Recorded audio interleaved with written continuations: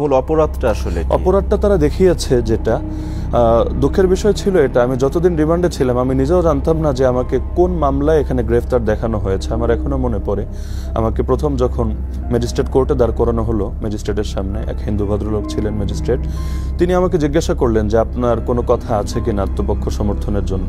যেহেতু আমার পরিবারও জানতো না আমাকে গ্রেফতার করে কোথায় আনা হয়েছে, আমি কোথায় আছি, তো আমার কোনো লয়ারও ছিল না, তো আমাকে সুযোগ দিয়েছিল আত্মপক্ষ সমর্থনের।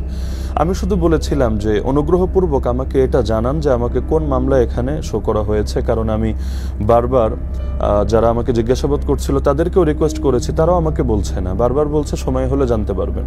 তো আমি আত্মপক্ষ সমর্থন করতে চাইলে আগে তো আমার জানতে হবে যে আমাকে কিসের জন্য এখানে দাঁড় করানো হয়েছে। তো আমি এটা দাবি করতে পারি যে আমি কোনো বেআইনি কাজ করিনি এবং এখানে দাঁড় করানোর মতো কোনো উপযুক্ত কারণ আমার ভেতরে বিদ্যমান নেই। তারপরও যেহেতু দাঁড় করিয়েছে, এখানে আসলে আমার তাদেরকে জালিম বলে আখ্যায়িত করা ছাড়া দ্বিতীয় কিছু। এখানে কি তাহলে আমরা ধরে নিতে পারি যে বিগত সময়গুলোতে আমরা যেমন দেখেছি যে দাড়ি টুপি থাকলেই বা আল্লাহওয়ালা যে লোকজনগুলা ছিল তাদের অনেককেই এমন নির্যাতনের শিকার হতে হয়েছে, আপনার ক্ষেত্রেও কি এমনটা হয়েছে? আমার কাছে যেটা মনে হয়েছে পুরো জিজ্ঞাসাবাদের সময়তে, আমি যেহেতু রমজানের পুরো শেষ দশকের উল্লেখযোগ্য সময় এবং ঈদের দিনও রিমান্ডে ছিলাম, তাদের জিজ্ঞাসাবাদে বারবার স্পষ্ট হয়েছে যে আমাদের এই নামের তালিকা আসা থেকে শুরু করে সব কিছুর পেছনে প্রত্যক্ষভাবে ভারতীয় গোয়েন্দা সংস্থা জড়িত ছিল।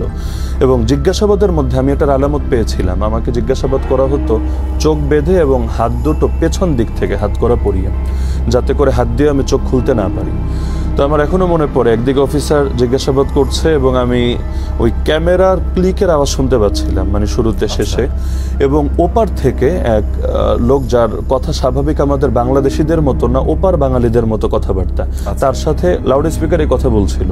সে ওদিক থেকে প্রশ্ন শিখিয়ে দিচ্ছিল, তিনি বারবার জিজ্ঞাসা করছিলেন এবং এরপর তিনি আবার তাকে জানাচ্ছিলেন। আবার ওদিক থেকে বলল যে ফরেন্সিক রিপোর্ট হাতে পেয়েছে কিনা, বললো না, ডিভাইসগুলো ফরেন্সিকে গিয়েছে, ল্যাবে আছে, এখন আমরা রিপোর্ট হাতে পাইনি। তো সব শেষ করার পর আমি জিজ্ঞাসা করেছিলাম যে উনি কে, ওনাকে তো বাংলাদেশি মানুষ মনে হচ্ছে না কথাবার্তায়। বলল না, উনি কলকাতার একজন পুলিশের ঊর্ধ্বতন কর্মকর্তা। তো এগুলো থেকেই আরো বিভিন্ন আলামত থেকে আমাদের কাছে মনে হয়েছিল। এবং আমাকে যেই মামলায় গ্রেফতার দেখিয়েছিল যে আমরা বাংলাদেশের 4 জন আলেম, আমি মুফতি আমির হামজা, মুফতি হারুন ইজহার এবং মাওলানা মাহমুদ গনবী, এই 4 জনের বক্তব্য শুনে একটা ছেলে নাকি অনুপ্রাণিত হয়ে সংসদ ভবন এই আধুনিক যুগে তরবারি নিয়ে নাকি সে হামলা চালাতে চেয়েছে। তো এতটা হাস্যকর একটা মামলা ছিল যেটা পুরো বাংলাদেশের মানুষেরই হাস্যরসের কারণ হয়েছে, কারণ সংসদ ভবনের মতো একটা সুরক্ষিত এরিয়া, সেখানে কেউ তরবারি নিয়ে হামলা চালাতে আসবে, সেই তরবারির কোনো ছবি নেই এবং কোনো একটা সিসিটিভি ফুটেজ নেই, কোনো প্রত্যক্ষদর্শী নেই, ভিত্তিহীন একটা ব্যাপার। এবং এইখানে এই যে মুফতি হারুন ইজহার আমাদের কেস পার্টনার ছিলেন, তিনি তো একাধিকবার মিডিয়ায় এটা স্পষ্টভাবে বলেছেন এবং আমরা শুনেছি ইতিমধ্যে তিনি মামলাও করেছেন যে তাকে সরাসরি ইন্ডিয়ান কর্মকর্তারা তাকে জিজ্ঞাসাবাদ করেছেন, যারা বাংলা বলতেই পারে, কখনো ইংলিশে কখনো হিন্দিতে তাকে জিজ্ঞাসাবাদ করেছেন।